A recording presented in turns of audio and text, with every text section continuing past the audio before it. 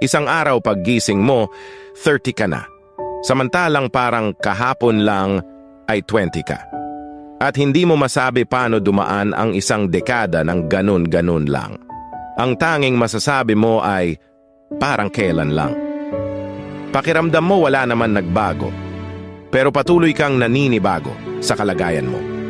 Unti-unti mong naiisip ang mga pangaral ng mga magulang mong tugma sa kinaroroonan mo ngayon.